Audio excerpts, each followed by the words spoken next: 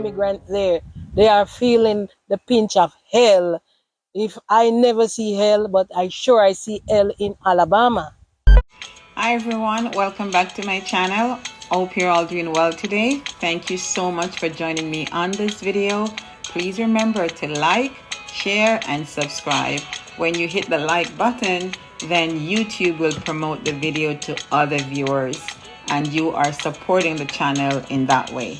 So we are going to be looking at this lady, Joy Thorpe, who just recently arrived back in Jamaica, maybe about a week or so, and was incarcerated in the USA for transporting illicit stuff. We're going to leave it at that.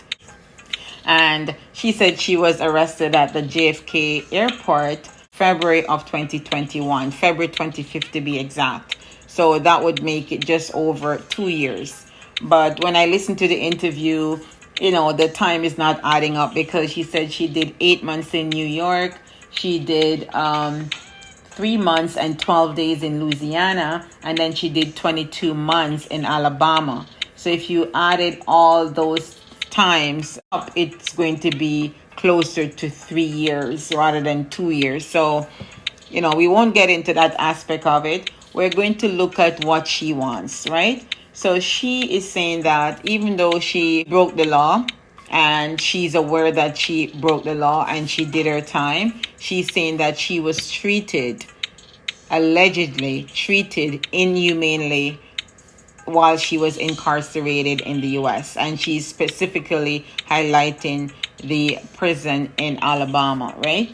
So she has a couple concerns. Number one, she said she was not given medication for her diabetes. She has type 2 diabetes, and she also has high blood pressure. She said they were aware of that, and she was getting the medication at one point in another facility, but once she transferred to, I think it's in Alabama, when she was transferred there, she was not given the medication consistently, allegedly. I'm talking about the one prison over there in Allegedly, Alabama. It affected her health. The It wicked point out prison. that this affected her health greatly. And also, the other thing is she was given poor quality food that she could not consume. She could not eat it. And the third thing is the facility was kept very cold, allegedly. Or they may have never been let out frequently to go outside and enjoy the sunshine, right? So she's saying it's inhumane treatment, and she wants the Minister of Foreign Affairs, Kamina Johnson, to intervene on your health. I tell you, I started to suffer depression. on the behalf of the other Jamaicans that are serving time in those facilities. They sent me money, then I would buy my food, buy my things that I would She's eat, saying she's that's rent. vegetarian as well, and she wasn't catered to in that regard.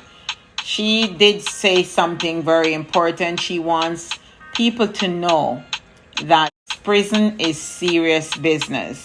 So she's warning you, young and old, not to get involved in anything illicit. Blood vessel burst. It plucked out. It was right here, right here, right here. Because they did not give me the medicine. It was. So we're appealing to everyone, no matter what. Someone may come up to you and promise you the stars and the moon and telling you that you're going to get millions. Walk away from it. Just say no. It's not worth you being incarcerated in an institution.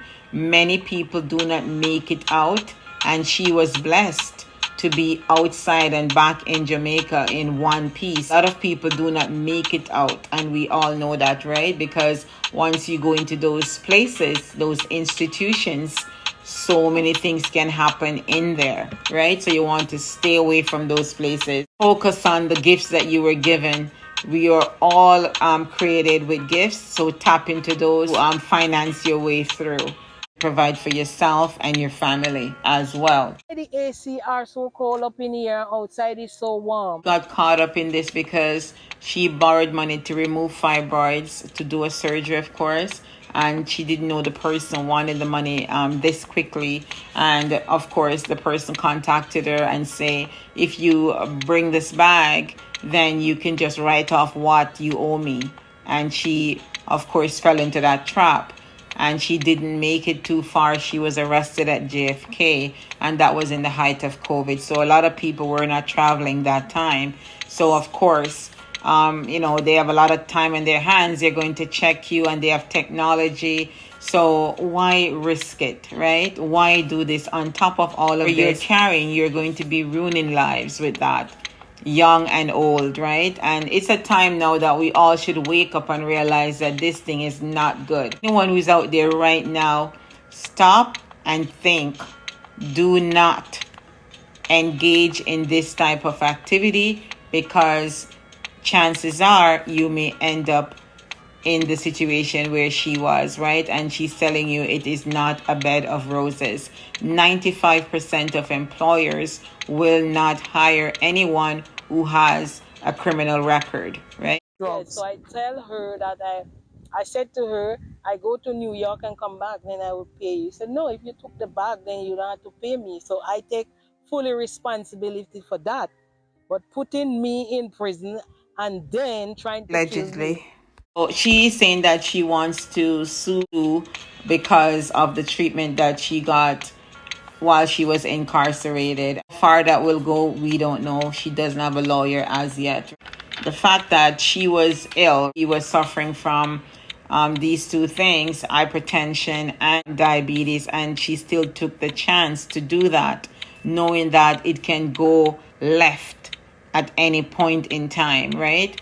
She's also playing with her life and her health.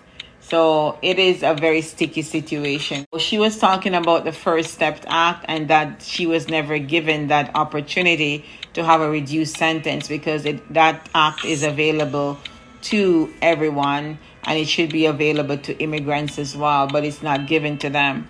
But someone in the comments saying that it's not offered to immigrants. So she may want to look into that again, right? I guess it's some type of act that reduces the sentence. I think you can get the credit for good behavior and all of that, and that would lower the sentencing, but she probably would not have qualified for the First Step Act. This lady has a lot of gifts, right? She's a cosmetologist, she's a sculptor, and she's a landowner. So she's able to tap into all three of these at once and create income streams from any one of these and all of these at the same time. So she is in a good position. If she is very good with her sculpture work, she's able to put those online, and she will get people even abroad to purchase these works. So she's in a good standing in terms of getting income up and running. Mine, all this piece of land you're looking onto the next side is mine. That's where my parents leave me. I can never hungry here. We wish her the best, and we are glad that she did come out, speak about this, in coming out and speaking about her experiences and what she's been through. Even if she saved one person from going into prison, that would be a big plus. Even if she saves one person from going to do any type of time, is saving a life. I give her a lot of respect for coming out and for letting everybody know what she's been through as well. I wish her luck. A lot of people also were saying if she wasn't given the medication when she was supposed to get it, consistently. I'm just going to read one comment online. It says, she scares me when there are thousands of mules like her in prison.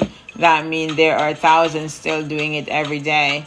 They won't take heed until they get caught. I thought with all the checkpoints and extra screening that people were not taking the risk, but it seems like that's not the case. She said her parents died and left her a whole heap of land, so why don't she sell a piece of it, use the money to finish her house, and put some into her hair business, right? The time and energy she's using to fight Uncle Sam, she needs to use it to find legit work. So that's one of the comments online. You can check out the full interview with the Gleaner online. And thanks for watching. Take care of yourself and others. Bye for now. See you on the next video.